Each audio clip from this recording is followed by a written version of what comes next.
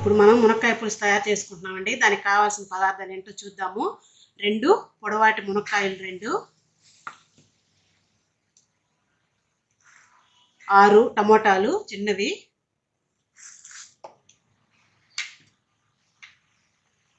2 ఉల్లిపాయలు తొక్కు తీసి పెట్టుకున్నాను పెద్దవి, 2 మీడియం సైజు నిమ్మకాయ సైజు చింతపండు. ఇప్పుడు ఇవన్నీ చక్కగా సన్నగా కట్ చేసుకుందాము. మిగతా ప్రాసెస్ తర్వాత చూద్దాము. మునక్కాయలు మనం ఈ విధంగా ముక్కలుగా కట్ చేసుకున్నాము. వీటికి తొక్కు అనేది పైన పీచు తీసేయకూడదండి, ఎందుకంటే ఉడికేటప్పుడు ముక్క అనేది విడిపోతుంది. అందుకని పీచు అలాగే ఉంచి కట్ చేసుకోవాలి. మిగతాయి టమాటాలు కూడా సన్నగా ఇట్లాగా పొడవుగా కట్ చేసుకున్నాము, పైన గ్రీన్ అనేది తీసేసి. అలాగే ఉల్లిపాయలు కూడా సన్నగా పొడవుగా కట్ చేసుకున్నాము. చింతపండు కూడా ఇట్లాగా వాటర్లో నానబెట్టుకున్నామండి. ఇప్పుడు మిగతా ప్రాసెస్ మళ్ళీ చూద్దాము. ఇప్పుడు మనం స్టవ్ వెలిగించుకొని కడాయి పెట్టుకున్నామండి. ఇందులోకి 2 స్పూన్స్ ఆయిల్ వేసుకున్నాము.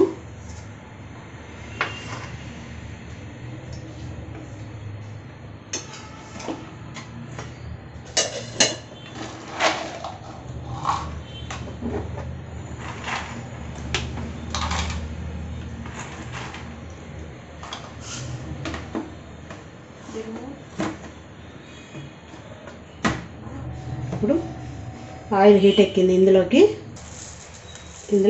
1 స్పూన్ ఆవాలు, స్పూన్ జీలకర్ర వేసాము ముందు మనం.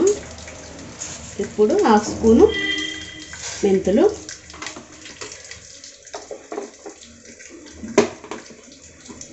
రోజు వంట చేసినా అప్పుడప్పుడు కన్ఫ్యూజ్ అవుతూ ఉంటాం అట్లాగా.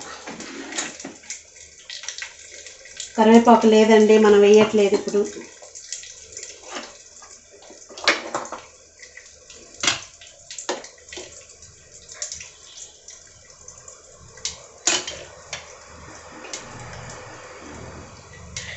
కరివేపాకు బాగుండట్లేదు, మచ్చలు మచ్చలు వస్తుంది ఆకు, అందుకని తెప్పించట్లా నేను.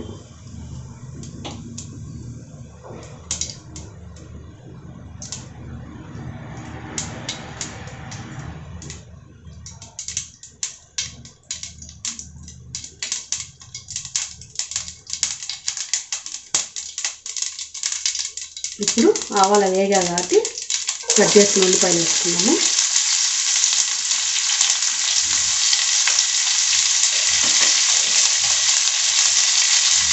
వీటిని కలుపుదాము.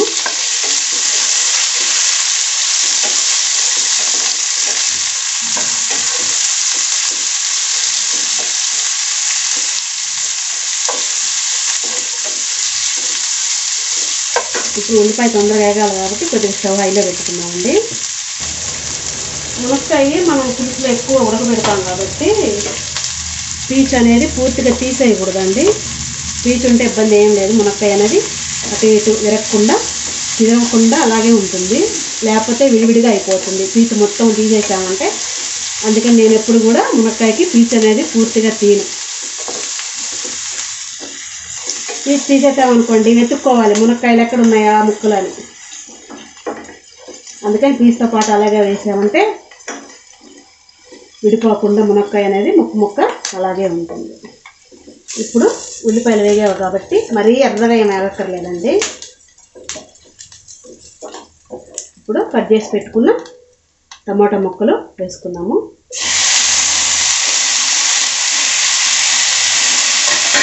ఇప్పుడు మళ్ళీ ఒకసారి కలిపేద్దాం అన్నిటిని. ఇప్పుడు కలిపేసాం కదా, ఇందులో సాల్ట్ వేద్దాము. సాల్ట్ వేయడం వల్ల ఏంటంటే తొందరగా మగ్గిద్ది టమాటా. ఇప్పుడు రుచికి తగినంత సాల్ట్ వేద్దాము. నేనైతే 2 స్పూన్లు వేసాను, సరిపోకపోతే మళ్ళీ వేసుకోవచ్చు.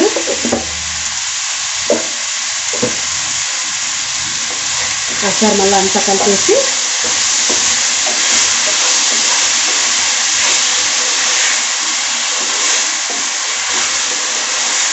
మొత్తం అంతా కలిపేసాను కదా. ఇప్పుడు స్టవ్ సిమ్లో పెట్టేసి మూత పెట్టుకుందాము. ఇప్పుడు స్టవ్ సిమ్లో పెట్టి ఇట్లా మూత పెట్టామంటే టమాటాలు అనేది తొందరగా మగ్గుతాయి. ఇప్పుడు మూత తీసుకొని టమాటాలు మగ్గినవి చూద్దామండి. ఇప్పుడు టమాటాలు బాగా ఇట్లా మగ్గిపోయినాయి కాబట్టి ఇందులో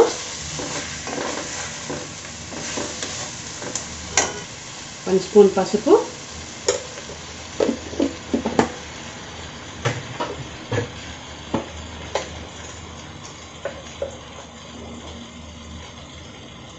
1 స్పూన్ కారము, 2 స్పూన్స్ వేస్తున్నానండి. ఇది కలరు ఎరుపు అనేది తగ్గిపోయిందండి, కానీ కారం మాత్రం బాగుంటుంది. కలర్ ఒకటే చేంజ్ అయిపోయింది. ఇప్పుడు పసుపు కారం వేసాం కదా, బాగా మిక్స్ చేసుకుని ఇప్పుడు మునక్కాయలు కూడా వేసి ఒకసారి మొత్తాన్ని కలుపుతాము.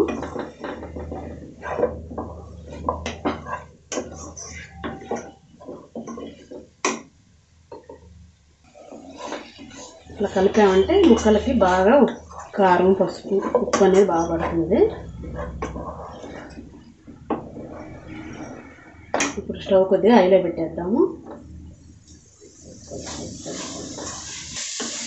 ఇప్పుడు ఉప్పు కారం పసుపు వేసాక ఈ మునక్కాయ ముక్కలు వేసాక ఇట్లా చక్కగా స్టవ్ హైలో పెట్టి వేపామంటే అదంతా బాగా పడుతుందండి ముక్కలకి.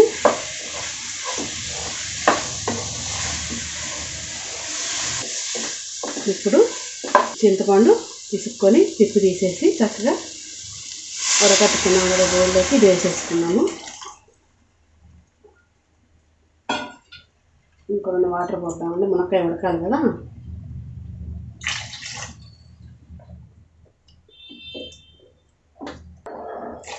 ఎక్కువ వాటర్ వేయడం వల్ల ఏమైందంటే పులుసు బాగా ఉడుకుతుంది కాబట్టి రుచిగా ఉంటుంది. కాకపోతే టైం పడుతుంది అంతేను. టైం పట్టిన పులుసు అనేది రుచిగా ఉంటుందండి ఉడకడం వల్ల. ఇప్పుడు చక్కగా ఇలా కలిపేసి ఇందులో పులుసులో పొడి వేద్దాము. ఉడికేటప్పుడే వేసామంటే ముక్కలకి అది బాగా పట్టేస్తుంది.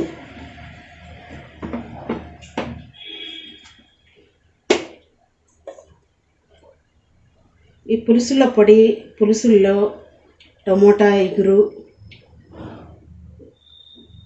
ఇదిగోండి 1 స్పూన్ వేసాను. టమాటా ఉల్లిపాయ ఎగురులో టమాటో వంకాయ ఎగురు, ఒక్క మసాలా కర్రీ ఫ్రై వాటి లేక తప్ప పులుసుల్లో అన్నిటిలో ఎగురులలో అన్నిట్లో వేసుకోవచ్చండి. ఓన్లీ ఉల్లిపాయ టమాటా కర్రీ చేసామనుకోండి, చింతపండు అలాంటివి ఏమి వేయకుండా ఒక రకమైన పచ్చి వాసనలా ఉంటుంది. అదే ఇలాగా పొడి వేసామనుకోండి అందులో కూడా మంచిగా టేస్టీగా ఉంటుంది, మంచి స్మెల్ కూడా వస్తుంది.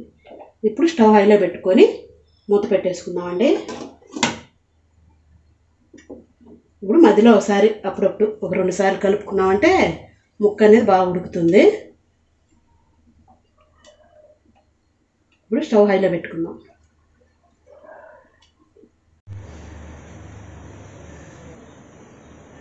ఇప్పుడు మునక్కాయ పులుసు బాగా చిక్కబడింది. మూత తీసి కలుపుకుందామండి.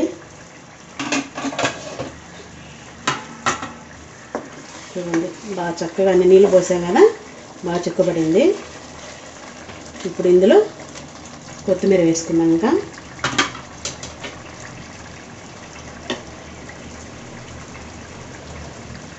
ఇది కడిగి పెట్టుకున్న కొత్తిమీర ఇట్లా తుంచి వేసుకున్నాము.